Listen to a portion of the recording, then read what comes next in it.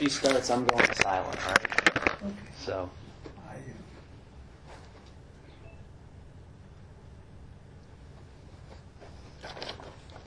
All if right. I keep looking at that camera.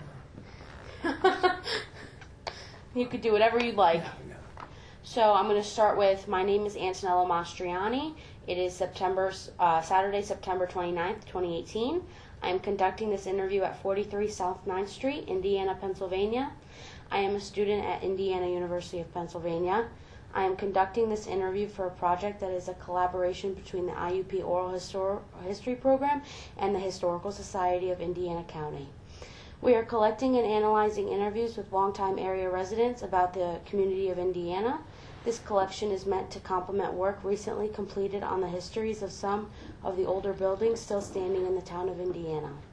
Our goal is to learn more about the community through people's experiences and memories. So I'm just going to introduce myself. My name is Antonella. I'm a history pre-law major. I'm a junior. I'm going for my public history certificate. And I'm studying history because I want to work in the National Archives or the Library of Congress or potentially be a lawyer. And like we were talking about before, I am from Schenectady, New York, but I was born in Italy, so. Oh, I never realized that. Okay, so can you state your full name for me? My name is George E. Hood. Okay. Do you mind spelling your full name for me? George, capital E, period, Hood, Hood. If you wouldn't mind, could you state your birth date and year? 9133. Were you born in Indiana? Yes, from day one. I've been a resident of Indiana for 85 years and a couple days. I was born at 438 Church Street, Indiana, not White Township at the hospital. I was born at home. My next question was, what house did you grow up in? Did you grow up there your entire life then? In Indiana? The specific house. Oh no, I was born there, and at the age of 3 or 4, our family moved up to 123 South 5th Street, and that was my home in my elementary years and high school years, and when I attended ISTC back then. So did you attend school in Indiana? You did? Yes. Which elementary school did you attend? Horseman. I'm an alumni of Horseman. And what was your middle school? We had no middle school back then. I went kindergarten to 6th grade at Horseman. Then I walked to, from South 5th Street, I walked over to what is now the junior high. That was my whole high school, 7th grade to 12th. I graduated from that building. The senior high was not even thought of back then. Do you remember your graduating class number? Absolutely. Oh, my class number? Yeah. It's on my bed. I keep checking them off once in a while. I don't remember that. That's absolutely okay. What was school going like for you back then? What was going to school like? I wish I was going to school now with all the technology we have, the computers and Google and all this and that. I remember I had to do an essay on meadowlarks, the bird meadowlarks, because that's what I got stuck with. And you couldn't go to the computer and type it up and have it printed out. You had to read the book, Childcraft or whatever it was, and then write up things. Now I want to find out how to do something, I go to Google. It's easy now to go to school, I think. I think I agree with you. My dad, he grew up before computers as well, and he was telling me a story about, he wrote a 10-page paper, and my grandmother, his mother, threw out the paper by accident, and it was his college paper. So he had to go to his professor and explain, hey, my mother threw my paper out. It's like my dog ate my paper, but a little different. Yeah. Okay. Did you play any sports or instruments? No, I didn't play any music. Well, I in elementary school, fourth, fifth, sixth grade, I tried to play the trumpet, but I wasn't very good at it. But I wasn't good at it. Anyhow, I wrestled in high school and football, basketball. I was never a superstar, but none of us were superstars. We were just all teammates, and there was, 30, 40 of us on the football team, and I know the first and second stringers were very close. And if one of us had a problem, we all had a problem back then. So. Were you a part of any other clubs besides football, basketball? Oh yeah, the High Y, which was sponsored by the YMCA back then. They don't have it anymore. Mr. Rankin's class, PFD, Problems with Democracy. That was a class, but he also had a club that met after school. Maybe that's why I got interested in politics. And my family, my father was in politics, my mother was in politics, my sister was in politics, and here I am in politics. In politics. Can you tell me any vivid memories you have as a child? You want good or bad? Whatever you want. No, like I said, I was born in 438 Church Street in Indiana, and about the age of 3 or 4, I moved up to Mom and Dad bought a house on 123 South Fifth, and that's really where I grew up. Back then, South Fifth Street was all families. I can remember all the families who were on both sides of the street. Being near Horace Mann, we're 2 doors away.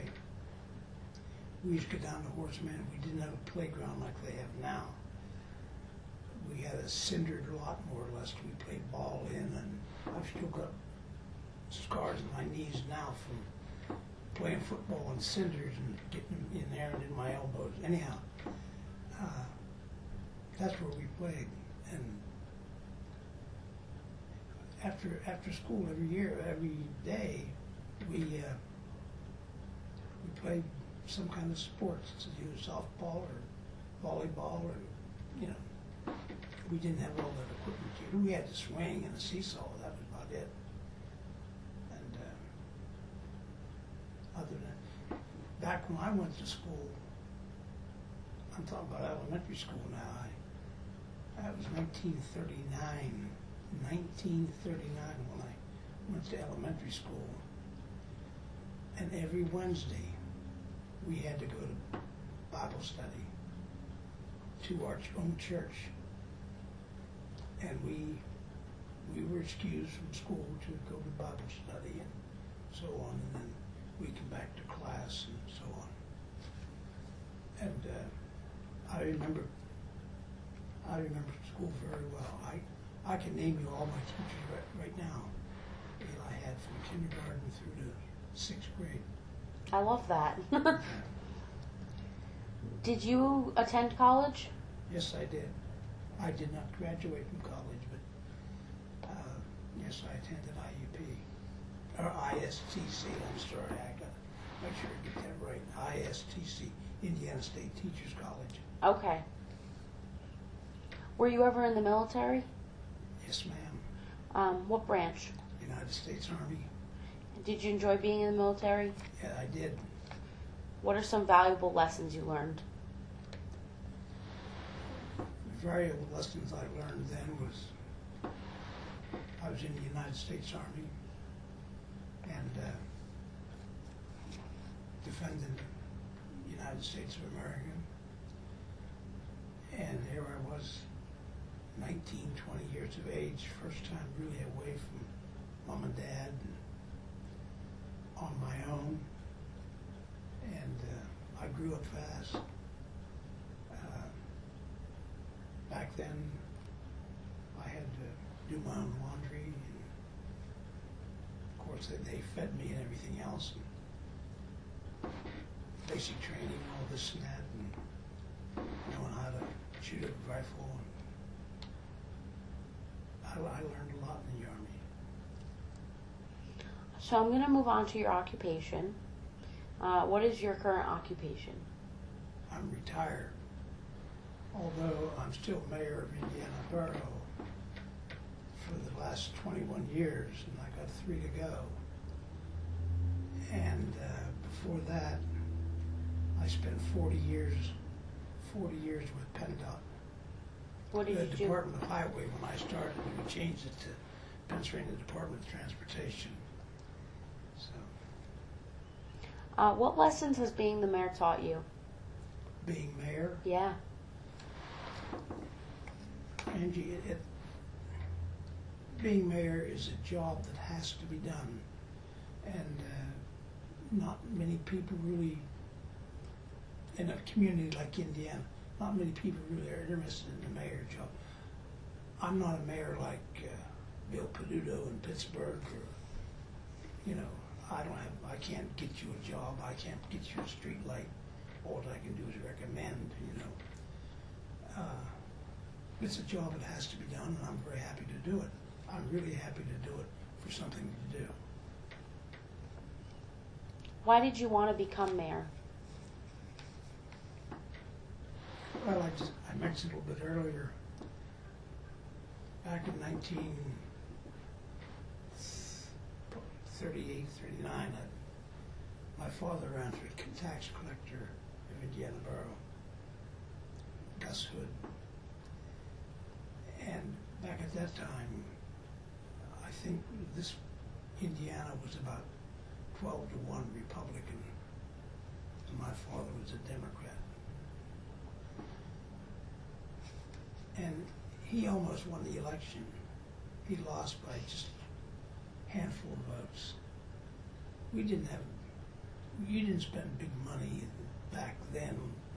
Nobody had it. But Daddy, he almost won for tax collector of Indiana Borough, but he didn't. But, so anyhow, then he ran for county auditor, and he made that. And he was county auditor when he passed away. And I believe it was Judge Krebs. I believe it was Judge Krebs appointed my mother to fill out Daddy's term. And she needed the job. She needed the job to keep her mind occupied. And she certainly appreciated the money because, and then my mother ran the following year or so later, and she lost. So she had 4 years there, nothing to do. And it was pretty tough on her. I was just getting in high school and so on and so forth. And my sister had just gotten married, and my brother was in Germany in the Army. And but I said to Mother, I said, we'll have to run again. So I talked her into running again, and so then she made it. And I think she was elected 2 or 3 times after that. And then my sister followed in her footsteps after Mother retired from being county auditor. Again, there was very few people running on the ballot. But my sister, Mary Moore Dimmitt, she made it for a couple terms. So with that, I was always interested in politics, and I was, back when I was with PennDOT, I was under civil service. And people wanted me to run for school board and this and that, and I said, I appreciate you asking me, but I can't. I'm under civil service.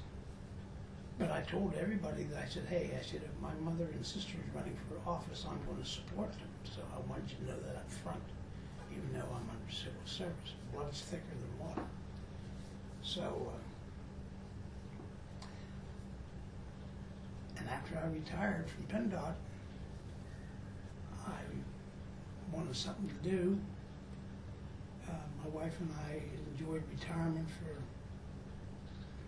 quite a few years, toured Europe, Hong Kong, Germany,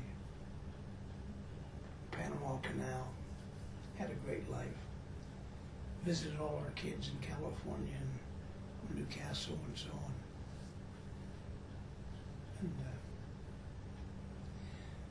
And I've had a good life. So. What changes have you seen over the years in Indiana? It could be through building changes or political changes. Oh, there's been a lot of changes. I hope you have enough tape in that recorder because, so like I mentioned during my phone conversation, you know, like I asked you, you don't remember the Tucker automobile. You don't remember the Hudson automobile. You don't remember the DeSoto automobile. We had those three dealerships on Main Street of Indiana, on Philadelphia Street. That's just a simple change.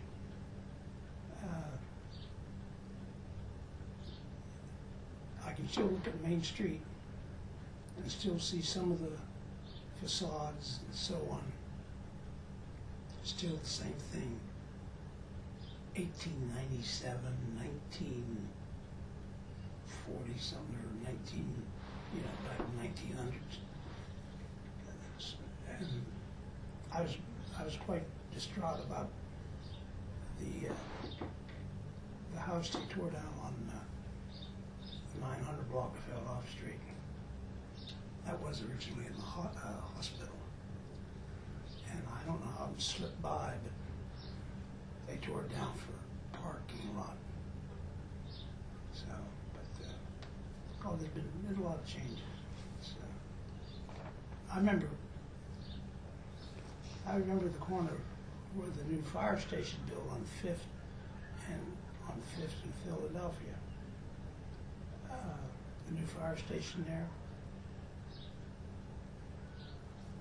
On the corner used to be the Eagles. The 5th in Philadelphia used to be the Eagles. It's now down the next block. Beside the Eagles back then, my grandmother owned that house, and she sold it to Fred Musser Nurseries. So she sold that house to him for his office. And of course, the Eagles had either got torn down or burned down or whatever. Anyhow, then Fred Musser used to stock his Christmas trees there during October, November, and so on. And as a kid, I remember we used to go up there and play on the trees. They were tied up, and I'd be all over pine tar, and I smell like a Christmas tree. But, that's what we did back then. We didn't have video games and all this and that. No. I remember standing in the middle of Main Street where the Hawk building is. I watched the Ezzard Charles and Floyd Patterson, I know it was Ezzard Charles. I stood on Main Street because they had it roped off to watch black and white TV on a little screen like that big, about a foot big, 18 inches big. And that was the first prize fight I ever saw televised. Hawk TV put it in the window, had a speaker out there. We all stood there and watched it. What do you see as the future for Indiana?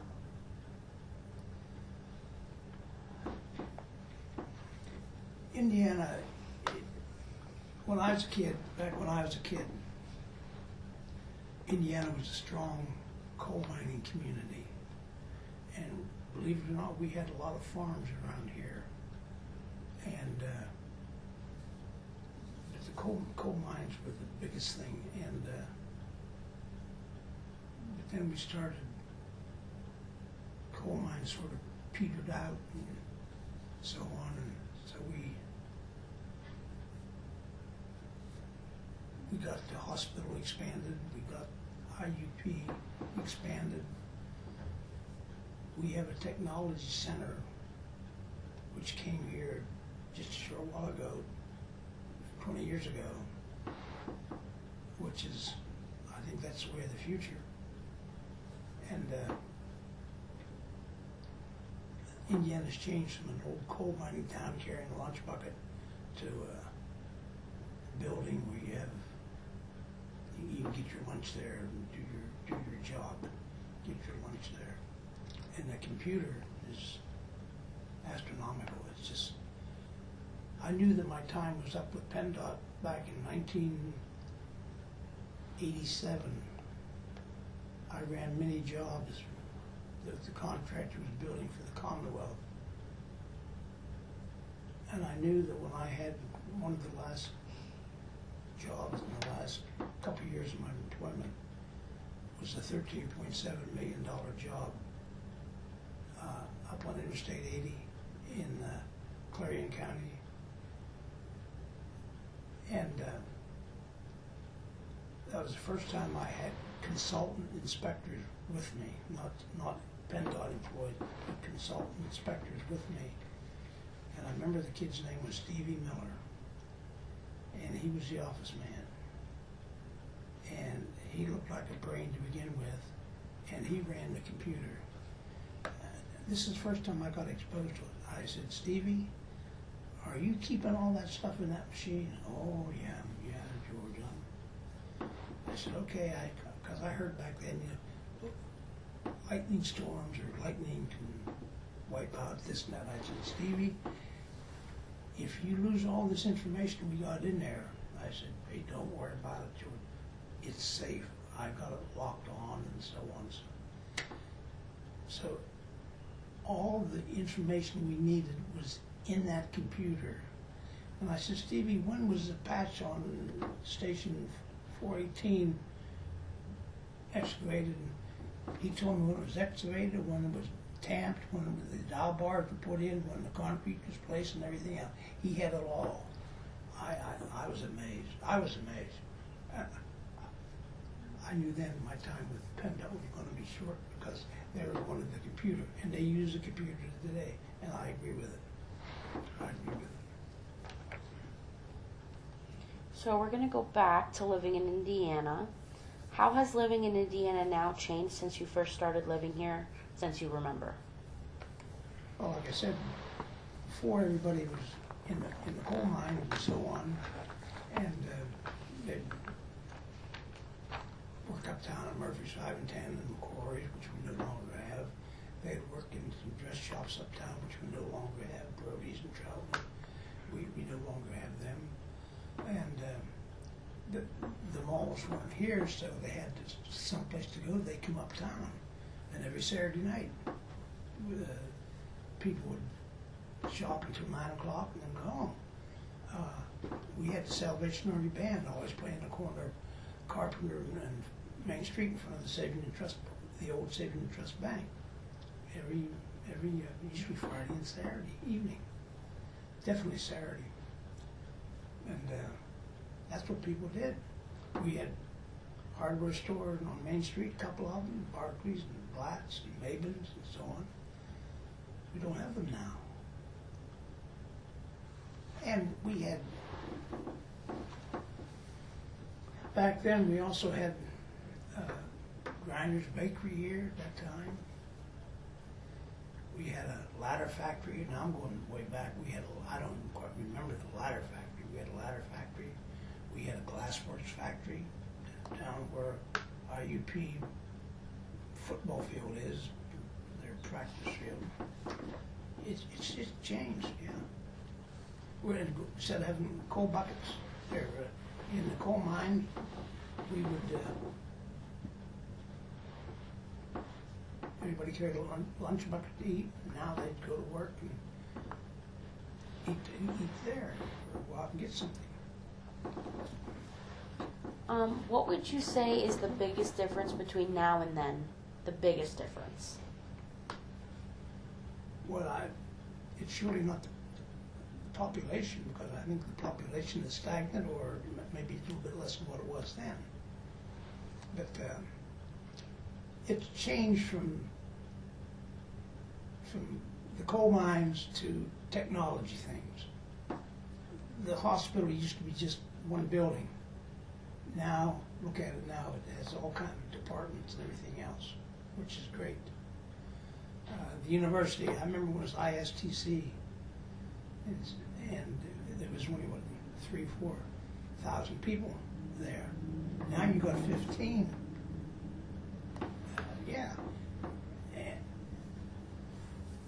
And being mayor, I'll say this, I think back to to make it simple, all of the new buildings that they put in on an IUP campus or on the streets next to the campus, Maple Street, Grant Street, I recall when those were all houses, privately owned houses, and they paid tax to the borough. Now, it's IUP property, and they don't pay tax. Why is that? Because that's the way they have it set up. They don't, It's my understanding Indiana had an Uptown area oh my, this, that today we'd call the Indiana Borough. Do you recall that name being used? run that past me again? It's my understanding Indiana had an Uptown area. Yeah, Uptown, yeah. Do you recall that name being used? Uptown? Yeah. Oh, yeah, yeah. Yeah, we always said, I'm going uptown. I tell Mom and Dad, I'm going uptown. Well, I was always uptown because I delivered papers. I was a paper boy. And with being a paper boy, I had great experience. I learned how to count money because paper back then was 3 cents. 3 cents, the Gazette. And people would give me a dime, and I'd fumble through my bag, you know, and I'd give them 3 pennies or 2 pennies and a nickel, and then keep the nickel. Or some of them would say, keep the 8 cents, you know, whatever. And then I also met Jimmy Stewart. I can't even tell you the number of times I met Jimmy Stewart, because he'd be in his dad's hardware, the big warehouse, J.M. Stewart's Hardware, and that's one of the hardwares we had in town, I mentioned. And I saw the Oscar. I saw Jimmy Stewart's Oscar many times. Every time I went, I kept looking at that thing, you know. And yeah, that's, you don't see, kids don't see an Oscar now, unless it's on TV. But How has Uptown, like Philadelphia Street, changed over time? oh, I remember when cars used to park diagonal to the curb. Now we park parallel to the curb. And I can remember, well, I'm not sure that, I think PennDOT, within my working life with PennDOT, I think they widened it 1 or 2 feet on each side, made it a little bit wider. But now we have a turning lane, so that jams it back. No. What were some shops that you used to shop at that are no longer here? Birdie's, Troutman's, Dean Phipps, Waxler's, Anderson, Derrydale, Murphy's, McCory's, the newsstand. It's top of my head, and that's Barclays is no longer here. Jan Stewart, big warehouse, not here. Do you think downtown Indiana is healthy and successful? Do I think downtown Indiana Is healthy and successful? it could be better? I believe could be better. Why is that? Well, I think downtown Indiana is trying to do more. They had that out here in the Saving Trust Park last weekend. They had a festivity going on, and which is great.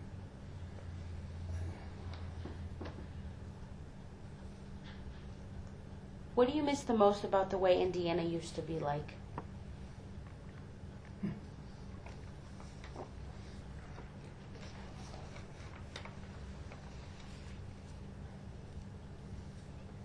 Back in my day, things were so much different.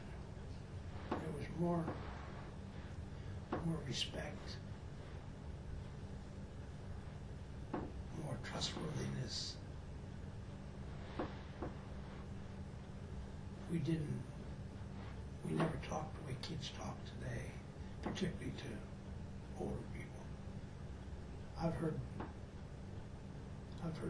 not just college kids, but I've heard kids who said, "Oh, I slapped mother last night, and I beat the hell out of my dad." And that never entered my head when I was a kid. If I thought about smacking my mother, I think I'd get it first. And my dad, brilliant man. I never thought about punching him out. I remember back when I was a kid, we weren't all saints, but back in junior high, we snuck a beer. We snuck a beer or so. These kids today, I've gone to football games and so on. Boy, did I get wasted last night. I'm going to get wasted again. And they use the word wasted. I guess that means you're getting drunk. Well, I never thought that. I never got drunk. I didn't even get drunk in the Army when I should have, I guess. But just the way their attitude is, and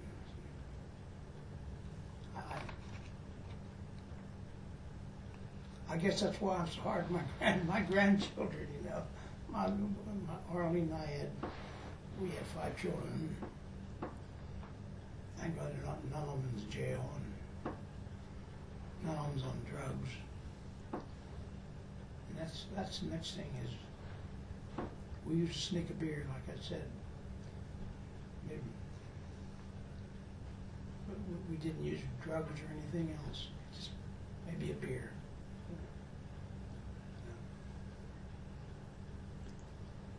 Do you know any stories or legends about Indiana?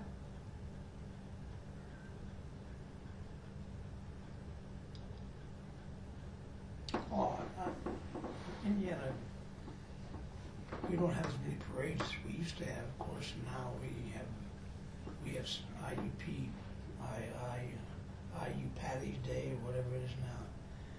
And that's a problem for the borough. I mean, back a couple of years ago, that was a serious problem. And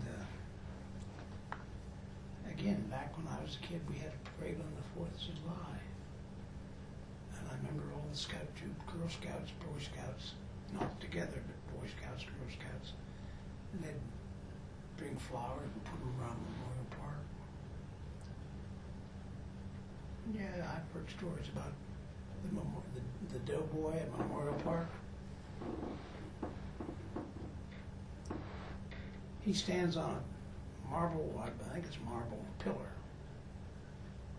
Well, Alex Stewart got that pillar for us from one of the banks, which is no longer here. I don't believe it's here.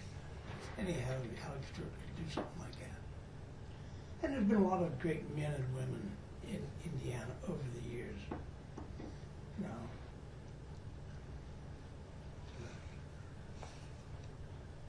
So what is it like to live in Indiana today? Safe, good, wonderful. We have a wonderful life here.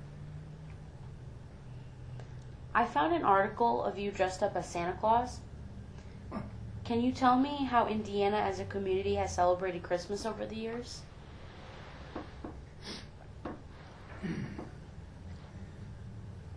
I didn't put that on my interview or anything else, but I never have. But yes, back in my working life, when my kids were kids, back with PennDOT then, I had to either use my vacation up per year or lose it. So I thought, I'm not going to lose this vacation. I don't want to take off, just to take off. So I went out, and Ken Ramsey was the manager of Murphy's at the Regency Mall. And I said, hey Ken, I said, how about getting me a job working in Murphy's here during Christmas? I'm going to be off 3 weeks or whatever vacation. He said, no, I can't hire you. And I said, why? He said, I need a Santa Claus. And I said, oh, for Pete's sakes. And I need a Santa Claus for the mall, Regency Mall. I said, I've never been Santa Claus. I said, I believed in him when I was a kid, but anyhow, he talked me into it. And I was the Santa Claus starting right after Thanksgiving up until Christmas Eve. And that's when the mall opened up, and I was there for over 25 years doing that job. But something to do, so I loved the kids. And so that was that. I was Santa Claus at the mall.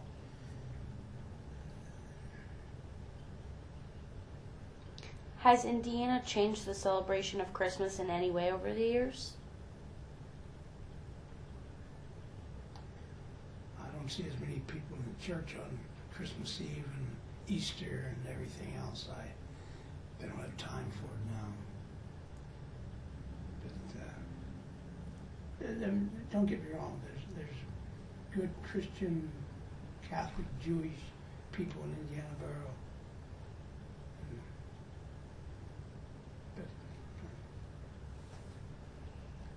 So I'm going to ask you a few questions about the school, IUP.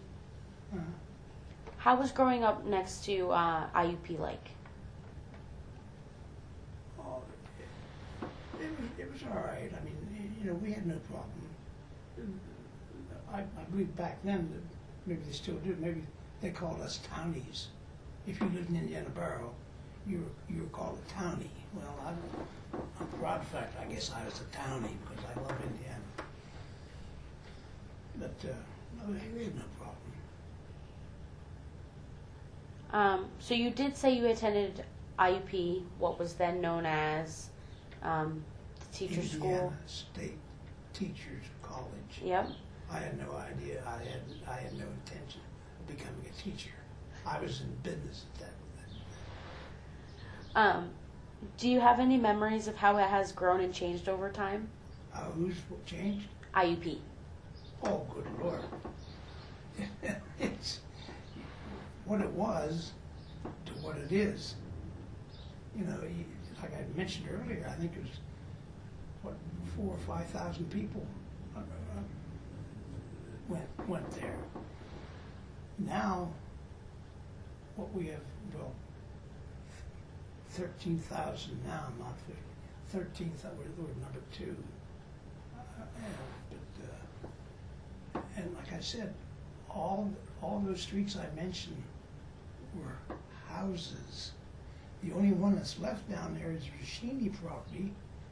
Guess who owns Rashini property? Who? IUP. That's off the tax roll. That whole area down there, I remember as houses, because I used to date a girl when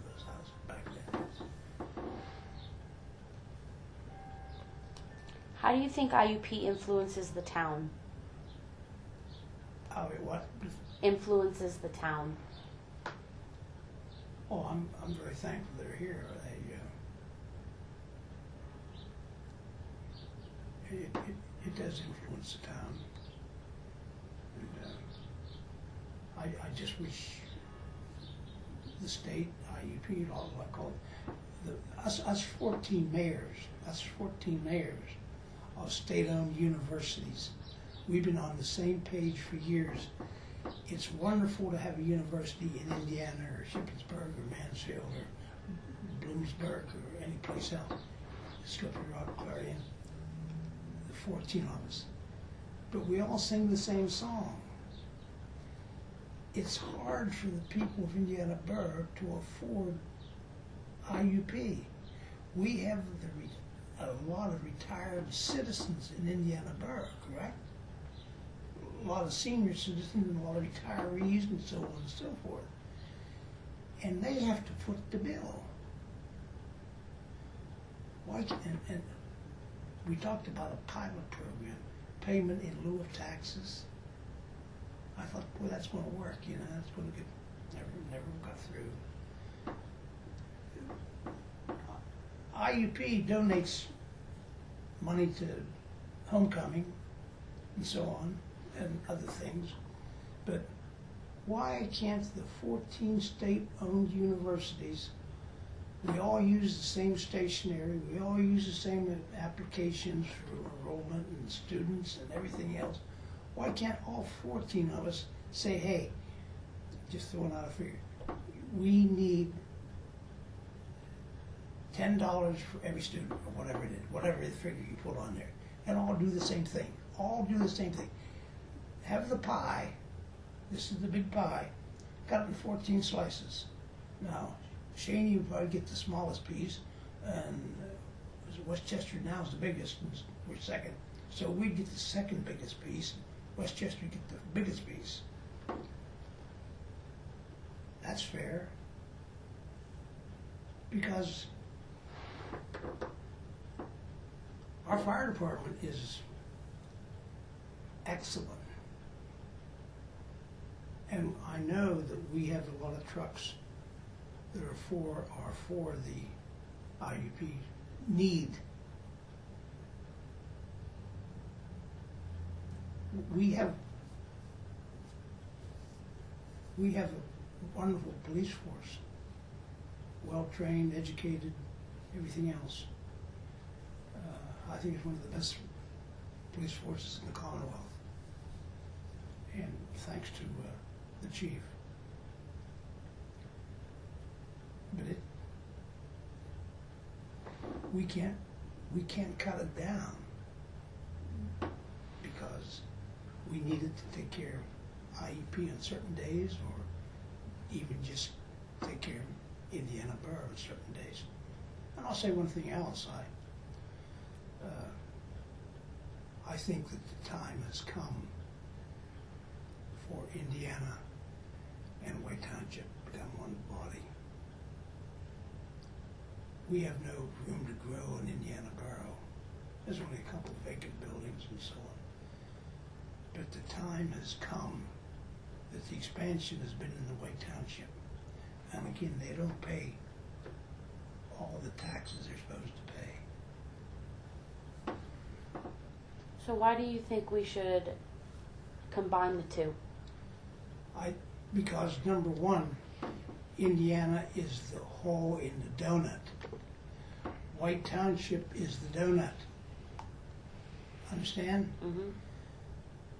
If we'd all become one, Indiana Borough, the city of Indiana, Lockhaven did it, many communities did it. You could get more grant money. Now, I know grant money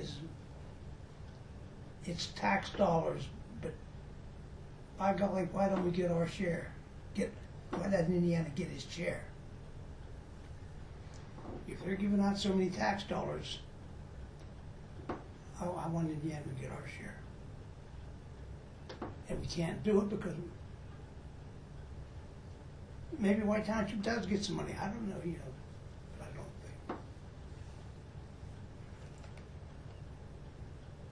I'd be very happy to sit down with anybody and discuss that at length, because the time has come.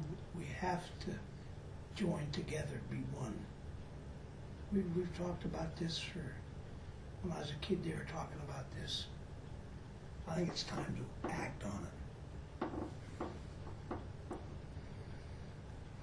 Do you think IUP has changed Indiana, either positively, negatively, or both?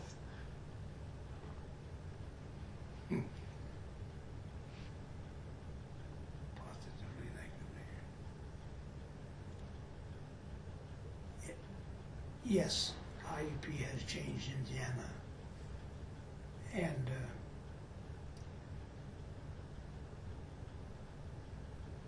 positively. Overall, positively. There's a St. Patty's Day thing we had. Why do you say that? Positively. Because, number one, the employment. Number one, the employment.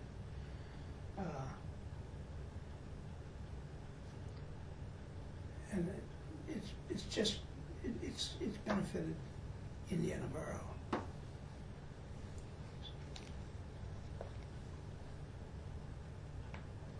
Do you have any thoughts you'd like to share about the university's role in the community? No, I've lived with it from the time it was 4,000 to it's 13,000.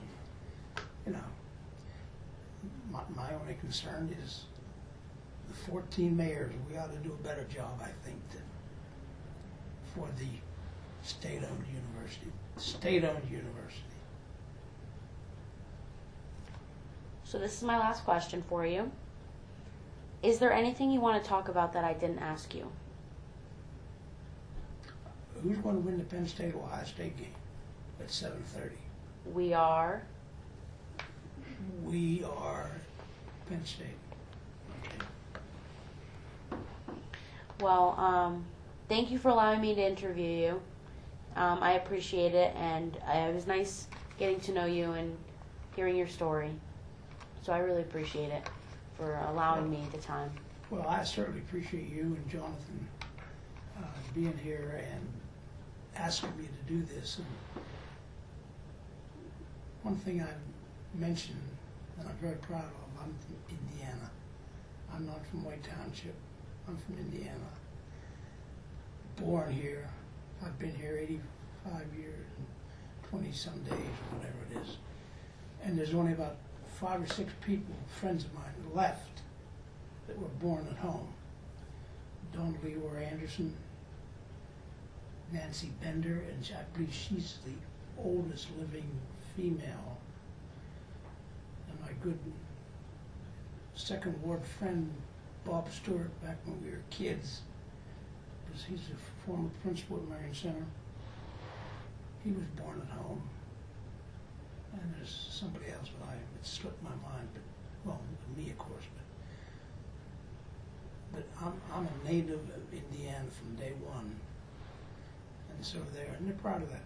And the other thing I'm proud of, gone now.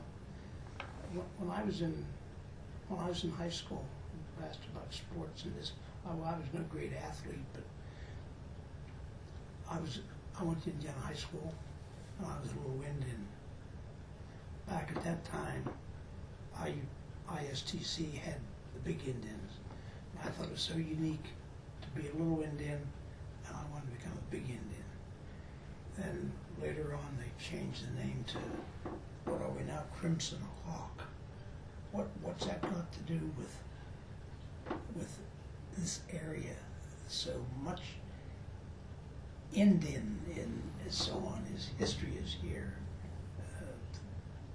Fort Moorhead was torn down out where the Krebs is now and so on. Those things are gone. And once they're gone, they're gone. That's a commercial, isn't it? But, well, thank you. Thank you for coming here and doing this. And If you want to do it again, if you edit this or you want to edit it, you can edit it. And that's it. Thank you for asking me. It's my pleasure.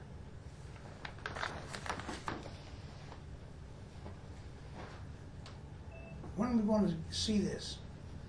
That's a great question. So